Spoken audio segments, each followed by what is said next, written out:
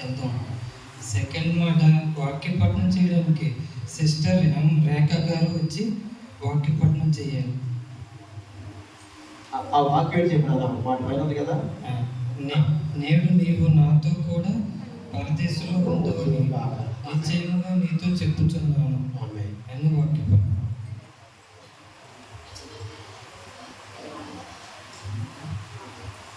దేవుని స్తోత్రం.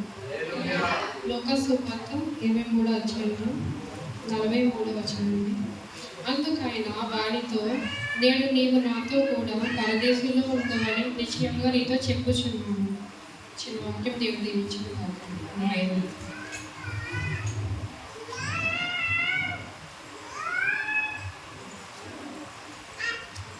ఈ వాక్యానికి సంబంధించిన వివరాల్లోకి వెళ్తే బ్రదర్ జి ప్రసాద్ గారు వచ్చి దీనికి సంబంధించిన ఎక్స్ప్లెయిన్ చేయాల్సిందని కోరుతున్నాను.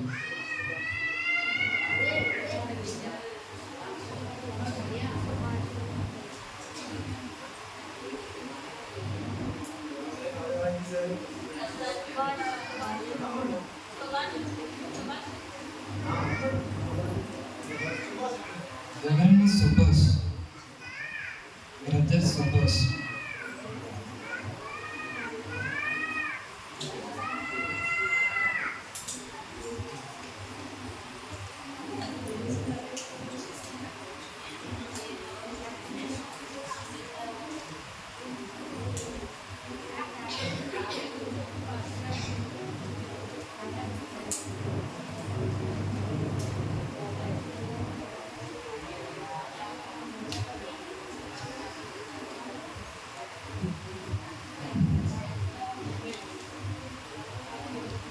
ముందుగా ప్రార్థన చేసుకుందామండి.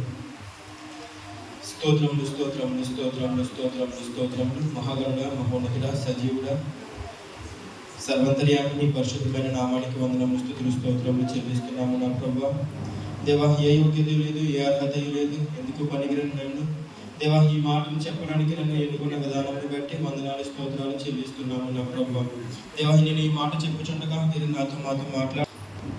దేవుడు పొందండి. మీ గారికి, అమ్మగారికి వందనాలు. కూడి వచ్చిన ఈ సంఘానికి వందనాలు. నేను ఈ మాట చెప్పుచుండగా ఏమైనా తప్పుకుంటే నాకు క్షమించండి. లోకాసు సువార్త 23వ అధ్యాయము 39వ వచనంగా చదువుకుందామండి. వేలాడ వేయబడిన ఆ నేరస్తులలో ఒకడు ఆయనను దూషించుచు, నీవు క్రీస్తువు కదా, నిన్ను నీవు రక్షించుకొను, మమ్మను కూడా రక్షించమని చెప్పాను. అయితే ఆ రెండో వాడు వాడిని గద్దించి, నీవు అదే శిక్షా విధిలో ఉన్నావు కనుక దేవునికి భయపడవా? మనకైతే ఇది న్యాయమే, మన చేసిన వాటికి తగిన ఫలం పొందుచున్నాము గాని ఈయన ఏ తప్పిదమును చేయలేదని చెప్పి ఆయన చూచి యేసు, నీవు నీ రాజ్యంలోనికి వచ్చినప్పుడు నన్ను జ్ఞాపకం చేసుకోనమనెను. అందుకు ఆయన వానితో, నేడు నీవు నాతో కూడా పరదేశంలో ఉండువని నిశ్చయముగా నీతో చెప్పుచున్నాను నేను. ఇక్కడ ఇద్దరు దొంగల మధ్య యేసుప్రభువుని సిలువ వేశారండి. అక్కడ ఇద్దరు దొంగల మధ్య ఎందుకు వేశారంటే, అక్కడ యూదులు, అక్కడ ఉన్న వాళ్ళు ఈయన కూడా పాపం చేసిన వాడే అని వాళ్ళు ఒక ముద్ర వేశారు. ఎందుకంటే అక్కడ రోమీలు పైశాచిక ఆనందంతో యేసుప్రభు వారిని శిక్షించడం, ఇంకా వారిని యేసుప్రభుని సిలువ వేయడం, ప్రతిదీ అక్కడ ఒక పైశాచికమైన ఆనందం అయింది. అది అక్కడ ఉన్న రోమీలకి. అక్కడ ఉన్న ఇద్దరు దొంగల్లో ఎడమ వైపు ఉన్న దొంగ మాత్రం మారలేదు, కానీ కుటుంబ వైపు ఉన్న దొంగ రెప్పపాటు సమయమున మారి ఉన్నాడు.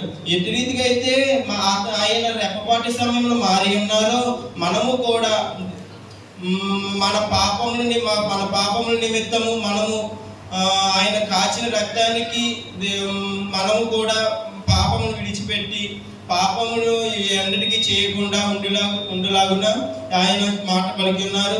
అంతకుముందు బాధ్యతలుగా చెప్పారు. బాధ్యతలుగా ఎట్రీతిగా అయితే క్షమించే గుణం ఉండాలి, ప్రార్థన చేయాలి అని ఎట్రీతిగా చెప్పి ఉన్నారు.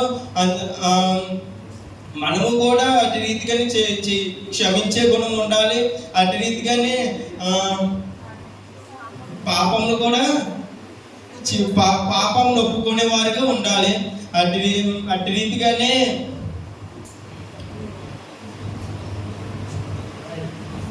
కుడివైపున ఉన్న దొంగతో ఎటు రీతిగా అయితే యేసుప్రభువు వారు మాట్లాడి ఉన్నారో మనతో కూడా మాట్లాడేవారుగా ఉండాలి.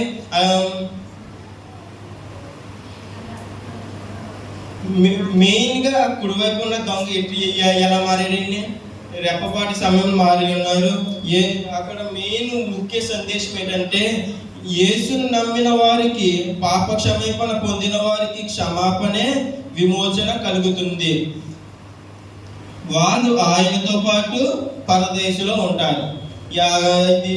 వారు ఏ రీతిగా అయితే అక్కడ పలికి ఉన్నారు 43వ వచనంలో, ఆయనను చూచి యేసు నీ రాజ్యంలోనికి వచ్చినప్పుడు నన్ను జ్ఞాపకం చేసుకోనమనెను. అందుకు ఆయన వానితో, నేడు నీవు నాతో కూడా పరదేశంలో ఉందువని నిశ్చయంగా నీతో చెప్పుచున్నానని కుడివైపు ఉన్న దొంగతో పలికి ఉన్నారు. మనము కూడా మనం మారు మనసు పొంది మన పాపం క్షమాపణ కలిగి ఉంటే మనము కూడా పరదేశంలో ఉంటామని ఈ చిన్న వాక్యం దేవుడు దీవించి ఆశీర్వదించును గాక.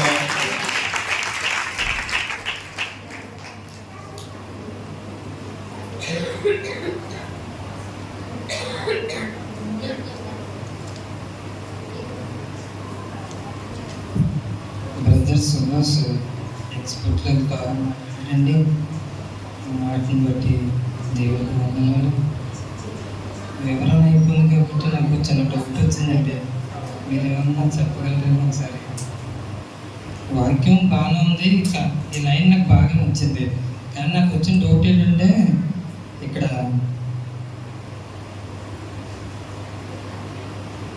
పరదేశంలో అన్న పదం రాశారు కదా, అక్కడ పరలోక రాజ్యం రాయొచ్చు కదా, పరదేశం అని ఎందుకు రాశారు?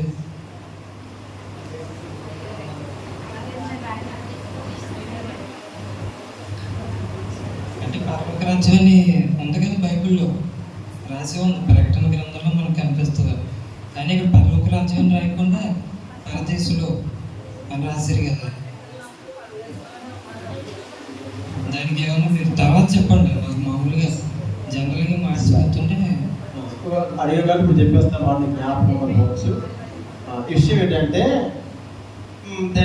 కాన్సెప్ట్ పెద్దదే కానీ సింపుల్గా చెప్తాను.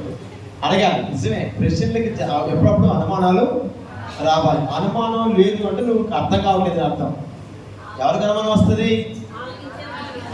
ఆలోచించి అర్థం చేసుకునే వాళ్ళకి. అయితే పరలోకం వేరు, పరదేశం వేరు. పరలోకంలోకి ఎవరు వెళ్ళరు. కానీ ఇంతవరకు కూడా అనగా యేసుప్రభువు వారు రెండవ రాకడ వచ్చే వరకు కూడా క్రీస్తునందు మృతులైన వారందరూ పరదేశంలో ఉంటారు. ఇది ఒక ప్రత్యేకమైన స్థలం. దానికి హెడ్ ఎవరంటే అబ్రహాము గారు. అబ్రహాము గారు దానికి హెడ్గా ఉన్నారు. అంటే విశ్వాసులకు తండ్రి. అంటే ప్రభు అయిన యేసునందు విశ్వాసం ఉంచి చనిపోయిన వారి దగ్గర నిద్రించిన వారందరూ పరదేశ్ అనే ఒక ప్రత్యేకమైన స్థలం ఉంది. దాని ఇంగ్లీష్లో ప్యారడైజ్ అంటారు. ప్యారడైజ్, పరదేశి, అక్కడ ఉంటారు. రెండవ రాకడలో యేసు ప్రభువారు పరలోకం నుంచి దిగి వచ్చేటప్పుడు ఈ పరదేశంలో ఉన్న వారందరూ తీసుకొని మధ్యాకాశంలోకి వస్తారు. ఆమేన్. అప్పుడు క్రీస్తునందుండి మృతులైన వారు మొదలైస్తారు. ఆమేన్, ఆమేన్. ఇది నా క్లారిటీ. అందుకని పరదేశంలో ఉండాలి. ఇప్పుడు ఎంతవరకు యేసు ప్రభువారు ఈ భూమి మీదకి వచ్చే వరకు కూడా ఎవ్వరు కూడా పరలోకానికి వెళ్ళడానికి హక్కుదారులు కాదు. పరలోకం ఎవరైతే అంటే ఇంకో మాట చెప్పాలి. జడ్జిమెంట్ ఉంది. ఆ జడ్జిమెంట్ నీతిమంతులకును అనీతిమంతులకు ఉంది. ఆ జడ్జిమెంట్లో ఎవరైతే ఆ పరిశుద్ధులను తీర్చబడతారో వారికి మాత్రమే పరలోకములో ఉండే భాగ్యము. అక్కడగానే ఒకవేళ అనీతిమంతులుగా ఉంటే అక్కడి నుంచే తిన్నగా నరకానికి వాళ్ళు వెళ్ళిపోతారు. అంటే ఇటు పరలోకానికి నరకానికి మధ్యన ఉన్న స్థలమే పరదేశం. ఆమె అర్థం కదా. దేవుని దీవించండి. Very good. ఈ మాటను బట్టి ప్రార్థన చేయడానికి సిస్టర్ కే మణి గారు వచ్చి ప్రార్థన చేయండి.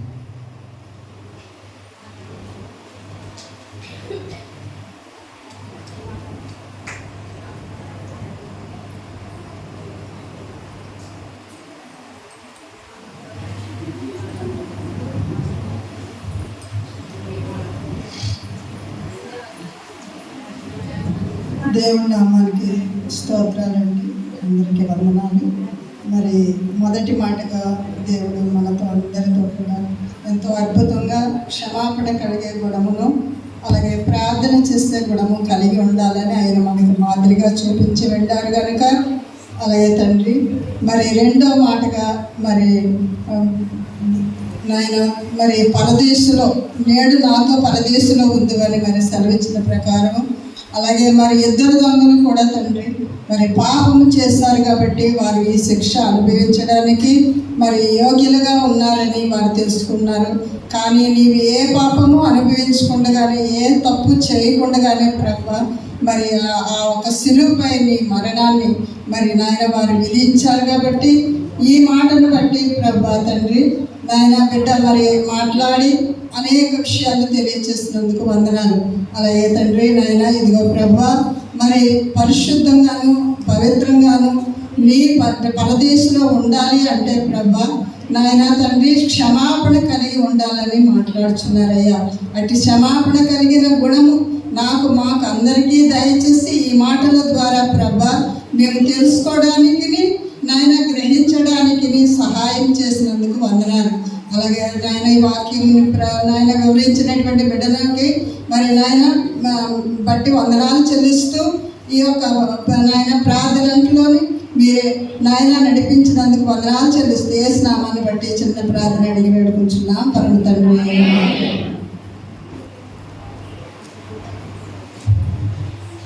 ఈ పోర్షన్లో క్లైమాక్స్కి వచ్చేసిందండి. పాట సిస్టర్ ఏ ఆశా జ్యోతి గురించి పాట పాడాలి.